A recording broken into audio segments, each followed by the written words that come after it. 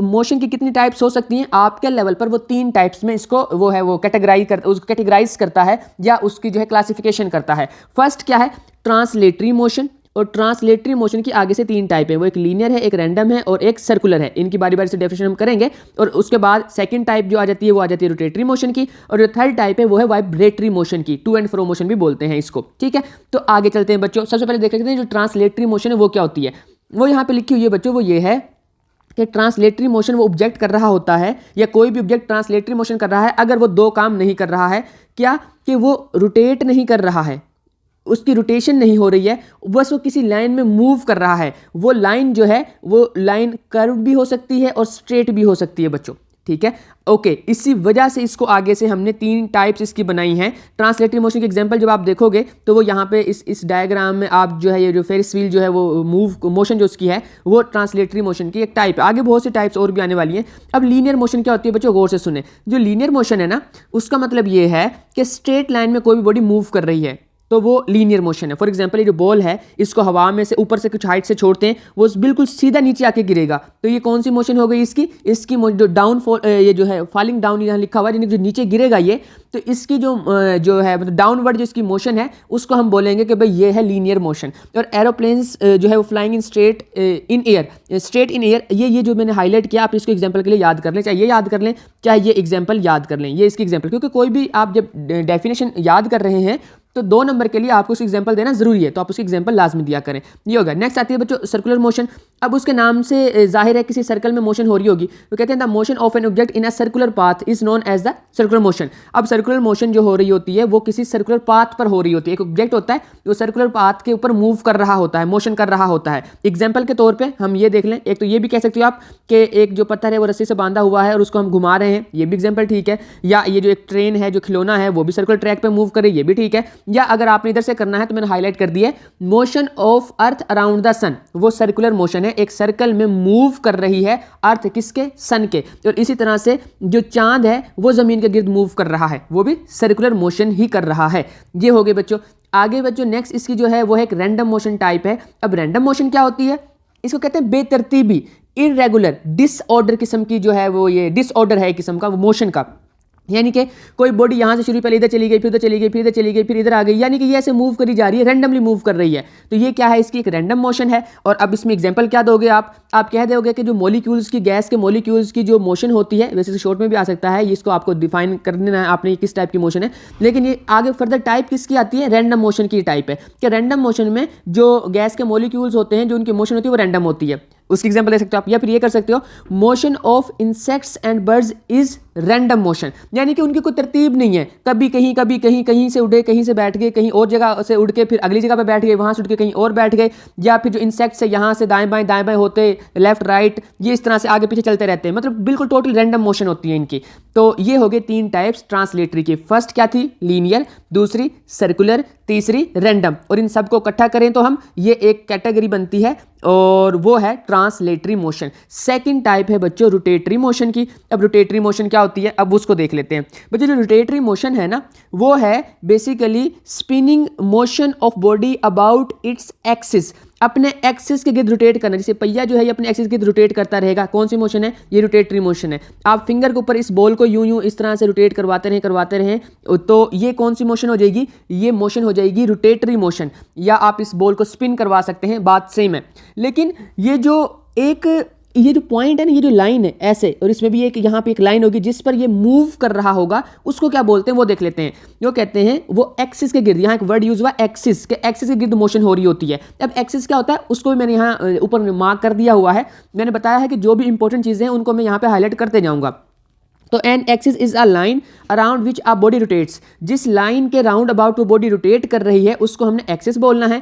अब एक्सिस तो हमने उसको बोल दिया, एक्सिस की डेफिनेशन हो गई, ये टॉपिक हो गया क्लोज। लेकिन एक और बड़ी मजेदार बात है कि ये मोशन जो है रोटेटरी और जो सर्कुलर है वो मिलती जुलती हैं। उनमें डिफरेंस क्या है आपकी खुद की बुक बताती है, वो ये कहती है, बुक में लिखा हुआ है कि in circular motion the point, वो कह रहे हैं कि about which a body goes around, यानी कि इज आउटसाइड द बॉडी। वो ये कह रहे हैं कि एक सर्कुलर मोशन के अंदर जिस पॉइंट के गिर्द बॉडी रोटेट कर रही होती है वो पॉइंट उस बॉडी के बाहर होता है। जैसे सूरज है हमारा, सूरज यहाँ पे होता है और जमीन यहाँ चक्कर काट रही होती है, तो जमीन इधर है कहीं, और सूरज बड़ा होता है, तो सूरज के गिर्द वो जो चक्कर काट रही है ज़मीन, वो सूरज तो ज़मीन का हिस्सा नहीं है ना, उसके बाहर है। तो नेक्स्ट हमारे पास जो रोटेटरी मोशन की बात करेंगे, तो उसमें वो जो ये कहते हैं, in rotatory motion the line around which body moves about is passing through the body itself. जिस लाइन के राउंड अबाउट, यानी जो एक्सिस होता है जिसके राउंड अबाउट मोशन हो रही होती है, वो उस बॉडी के अंदर से पास करता है। तो ये दोनों का डिफरेंस है, याद करिएगा, याद कर लीजिएगा। मैंने इसको जो है ना यहाँ पे वो मार्क कर दिया, हाईलाइट कर दिया। बच्चों आगे चलते हैं, आगे वो एक दो चीज़ें और भी बताता है। अब वो क्या है, वो ये है, the motion of earth around the sun is circular motion and not the spinning motion. जब अर्थ ने मूव करना है, रिवॉल्व करना है सन के अराउंड, ठीक है, तो वो सर्कुलर मोशन है। बट जो अर्थ है ना, वो खुद अपने एक्सिस के गिर्द भी रोटेट करती है, जिससे दिन और रात बनते हैं, यहाँ लिखा हुआ है डे और नाइट बनते हैं, उसकी वजह से वो रोटेटरी मोशन है कि अर्थ अपने ही एक्सिस के गिर्द रोटेट कर रही होती है। तो वो कौन सी मोशन हो गई, रोटेटरी मोशन हो गई। और अगर वो सूरज के गिर्द एक सर्कल में मूव कर रही है, वो सर्कुलर मोशन हो गई। एक सर्कल जो है वो कंप्लीट होता है, हमारी अर्थ एक पूरा चक्कर लगाती है सूरज के गिर्द गोल दायरे के अंदर, उसको 360 या 365 दिन, ये मतलब डिफरेंट टाइप पे डिफरेंट डेटा लिखा होता है। तो मैं 365 यहाँ मान के चल रहा हूँ, क्योंकि इतने डेज में लेट कर लेते हैं, लेट नहीं कर लेते एग्जैक्टली इतना, मतलब थोड़ा कम ज़्यादा है, पॉइंट्स में आ सकता है। इतने डेज में जो हमारी अर्थ है वो सूरज के गिर्द अपना एक चक्कर कंप्लीट करती है, और इसको हम एक साल कहते हैं। बेसिकली मैंने इसको रिलेट किया है साल से, तो साल में हम 365 दिन मान के चलते हैं। तो वो इसलिए मान के चलते हैं क्योंकि जो हमारी अर्थ है वो 365 दिन में सूरज के गिर्द अपना एक चक्कर कंप्लीट कर लेती है, एक सर्कुलर मोशन में जो है उसको वो एक कंप्लीट हो जाती है, उसकी वो जो चक्कर कंप्लीट हो जाता है। तो यहाँ पे ट्रांसलेटरी और रोटेटरी मोशन के दरमियान थोड़े डिफरेंस आए हैं, उनको देख लेते हैं कि क्या डिफरेंस है बेसिकली ट्रांसलेटरी में और रोटेटरी में, रोटेट करने में। बड़ी क्लासेस का टॉपिक है, पर यहाँ मैंने तुम्हें थोड़ा थोड़ा हिंट दिया है ताकि आपको थोड़ा समझ आ जाए चीज़ों की, थोड़े आप बड़े लेवल पर सोच सके। बच्चों डिस्प्लेसमेंट होता है ट्रांसलेटरी मोशन में, और डिस्प्लेसमेंट की बात हम आगे करेंगे, हम उसी को पढ़ेंगे। लेकिन एंगुलर डिस्प्लेसमेंट होता है किसके अंदर, रोटेटरी मोशन के अंदर। उसके अलावा यहाँ पे हम मैथ्स की बात करते हैं, बाकी तो आप सारे देख लीजिएगा, मैंने जो तुम्हारे लिए बताने वाले थे मैंने वो बता दिए। इधर होता है मोमेंट ऑफ इनर्शिया, और जो ट्रांसलेटरी मोशन है उसमें फोर्स F = m में होती है। बट जब कोई बॉडी रोटेट करती है ना, उसके लिए हम फोर्स उसके लिए नहीं यूज़ करते हैं, जो है वो टर्म हम कहते हैं टॉर्क। ये जो बॉडी है उसका ये टॉर्क है, और वो = होता है I क्रॉस अल्फा। ये आगे आप बड़ी क्लासेस में आप पढ़ोगे, छोटी क्लासेस में आप इसको इस तरह से पढ़ रहे होते हैं कि ये हमारे पास ये जो टॉर्क होता है यहाँ पे आएगा 30 चैप्टर में, तो हम इसकी बात करेंगे। वो F क्रॉस D करके या L करके आपको फॉर्मूला बताएगा उसका, ठीक है। और बाकी चीज़ें आप देख लीजिएगा अगर आपको इनमें इंटरेस्ट है। बड़ी क्लासेस की चीज़ें, पर मैंने यहाँ पे डिफरेंस दे दिया है कि जिस बच्चे को इंटरेस्ट है वो एक दफ़ा इनको रीड कर ले। इंशाल्लाह आप बड़ी क्लासेस में इसको ज़रूर रीड करने वाले हैं अगर आप फिजिक्स पढ़ते हैं तो।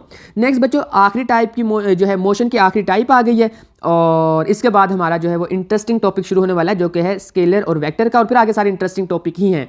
तो बच्चों बेसिकली रोटेटरी मोशन या रोटेटरी खत्म हो गई है। वाइब्रेटरी मोशन क्या होती है बेसिकली, उसको देखते हैं। वो कहते हैं to and fro motion of a body about its mean position is known as vibratory motion.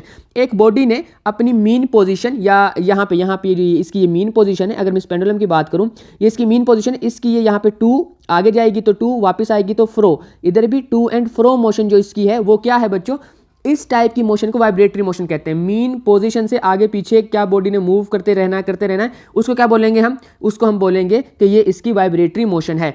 To and fro motion of the pendulum of a clock about its mean position, ये इसकी example है। इसके अलावा ये जो हमारे पास झूला होता है ये भी इसके एग्जांपल है, आप कर सकते हैं दोनों एग्जांपल, ठीक है। ये किसकी एग्जांपल है बच्चों, ये एग्जांपल है वाइब्रेटरी मोशन की। अब जरा छोटी सी यहाँ पे मिनी कहते हैं उसको एक्सरसाइज वो आई है, उसको देख लेते हैं कि आपको कितनी समझ आई है। उससे पहले यहाँ पे कुछ MCQs बन सकते हैं, मैंने उसको भी मार्क कर दिया है, हाईलाइट कर दिया है। वो क्या है, a body is moving, cradle moving to and fro motion of the hammer of a ringing electrical bell and the motion of the sting of a star are some of the example of vibratory motion।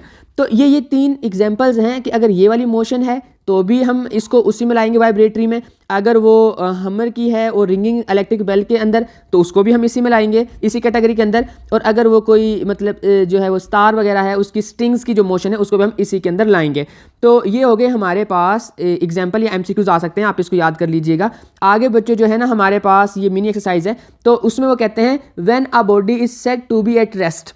तो हमने definition पढ़ा था कि अगर कोई body अपनी surrounding के according या उसकी सराउंडिंग के रिस्पेक्ट से अपनी पोजीशन चेंज नहीं कर, बच्चों पोजीशन में आगे बताता हूँ क्या होती है, तो पोजीशन चेंज अगर वो नहीं कर रही है तो समझो वो बॉडी किस चीज़ के अंदर है, रेस्ट के अंदर है। तो ये तो हमने डिफाइन कर लिया था। Give an example of the body that is at rest and is in motion at the same time. मैंने बताया था कि बस के अंदर जो बैठे हुए बच्चे हैं वो एक दूसरे के बच्चे दूसरे बच्चों के रेफरेंस से, वो एक दूसरे के रेफरेंस से रेस्ट में है, पर जो बस के बाहर लोग हैं उनके रेफरेंस से वो किस चीज़ के अंदर है, मोशन के अंदर है। अगर इस अर्थ पे हर चीज़ जहाँ पे है वहीं पर मतलब फ्रीज हो जाए, बिल्कुल भी मूव ना करे, फिर भी जब हम अर्थ से बाहर जाएंगे, मार्स से देखेंगे, हम किसी और प्लेनेट से देखेंगे, हम या चांद वगैरह पे जाकर देखेंगे तो हम सब मोशन में होंगे। तो ये इस तरह से इसका रेफरेंस पॉइंट डिसाइड करता है कि कौन सी चीज़ मोशन में है और कौन सी चीज़ रेस्ट में है। तो हर चीज़ मोशन में है बेसिकली, हम इस चैप्टर में पढ़ के आ चुके हैं, बस उसका रेफरेंस पॉइंट डिसाइड कर लो आप। जैसे अब मैंने बताया पूरी अर्थ हम रेस्ट में मान के चलें तो मार्स से रेस्ट तो खुद रोटेट भी कर रही है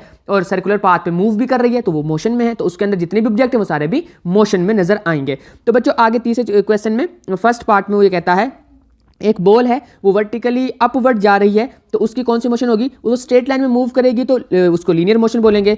अगर कोई बच्चा स्लाइड से नीचे की तरफ आ रहा है तो वो क्या है, वो भी उसकी लीनियर मोशन होगी। और अगर कोई प्लेयर है वो ग्राउंड में भाग रहा है, उधर मूव कर रहा है दाएं बाएं आगे पीछे, तो उसकी वो कौन सी मोशन होनी है, उस प्लेयर की मोशन होनी है रैंडम।